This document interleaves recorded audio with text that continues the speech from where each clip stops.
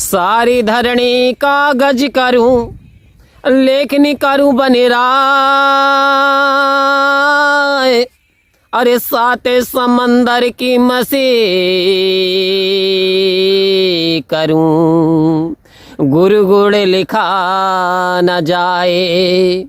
के सारे तीरथ धाम आपके चरणों में, हे गुरुदेव प्रणाम आपके चरणों में। आओ संत महात्माओं, परम प्यार से बोलिए धन्यंकार जी।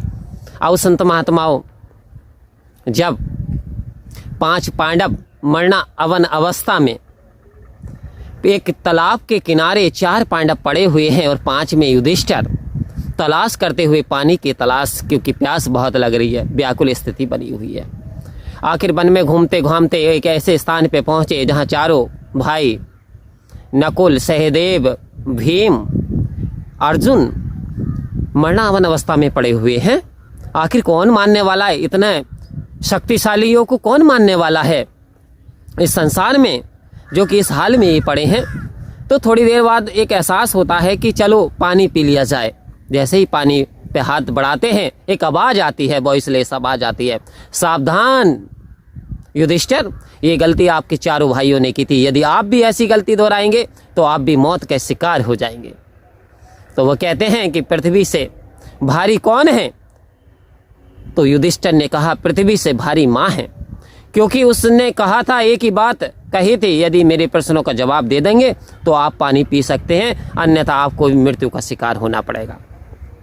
और संत महात्माओं कहा आकाश से ऊंचा कौन है? तो आकाश से ऊंचा पिता है।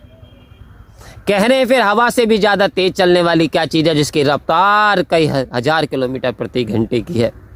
युधिष्ठिर ने एक क्षण के लिए सोचा और कह रहे हैं मन ये हवा से भी ज्यादा तेज चलता है। आप अभी मन यहाँ है, थोड़ी देर बाद मन 500 किलोमीटर दूर है, यानी कुछ सोचने लगता है इंसान। तो पल पल ये मन बड़ा चंचल है।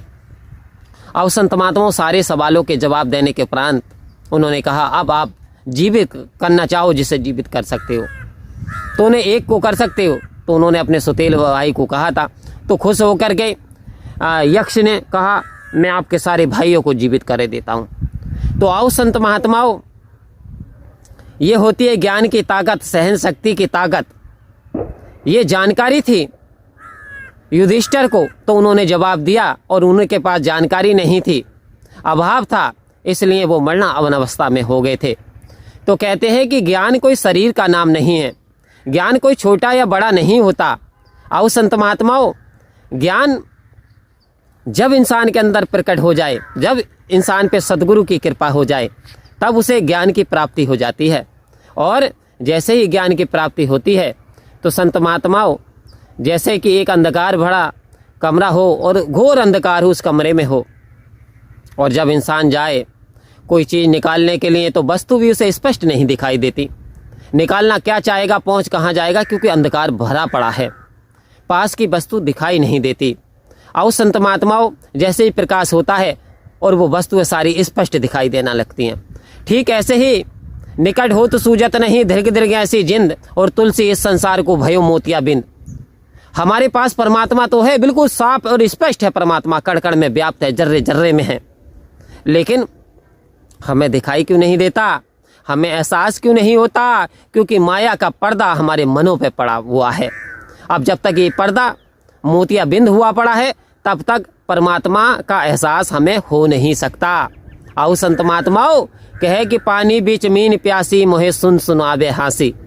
कबीरदास जी कह रहे हैं, अरे कोई ये कहे पानी के अंदर मीन प्यासी है, यानी मछली, तो भाई हंसने के अलावा कोई बात ही नहीं बनने वाली।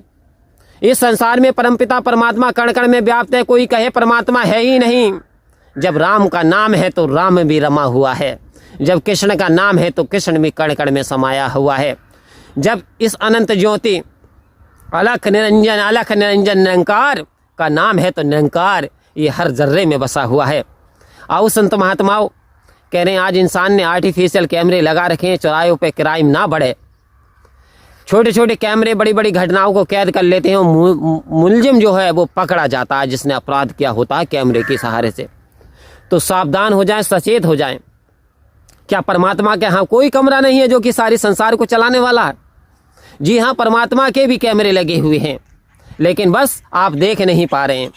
परमात्मा के कैमरे सूरज, चांद, सितारे, ये वायु, ये हवा, ये आकाश, ये सब परमात्मा के कैमरे हैं। हमारी एक एक गतिविधि, हमारा एक एक कर्म इसमें कैद हो रहा है। तो आओ संत महात्माओं, शिकवे शिकायत की ज़रूरत नहीं कि कांटे बोए बबूल के तो आम कहाँ से खाए। जैसी करनी करेगा कोई वैसा ही फल खाएगा। सच्चा है दरबार साहिब का, जो बीजे सो खाएगा। कोई ये कहे यानी बबूल के पेड़ लगा करके आम का फल मिल जाए, कोई ये कहे कि अशुभ कर्म करके, दूसरों को दुख दे करके, दूसरों को पीड़ा दे करके इंसान खुश रह पाएगा, कभी नहीं हो सकता। क्योंकि जैसी करनी करेगा ऐसा ही फल मिलेगा। तो आओ संत महात्माओं, हमारा कर्म जब कर्म ज्ञान में ढल जाए तो जीवन का श्रृंगार बने। जब ज्ञान कर्म में ढल जाए तो हमें अपने जीवन का श्रृंगार बनाना है, हमें ज्ञान को कर्म में ढालना है, हमें सतगुरु को तवज्जो देनी है और इसके बताए हुए रास्ते पे चलना है। परम प्यार से बोलिए धन्यवाद जी।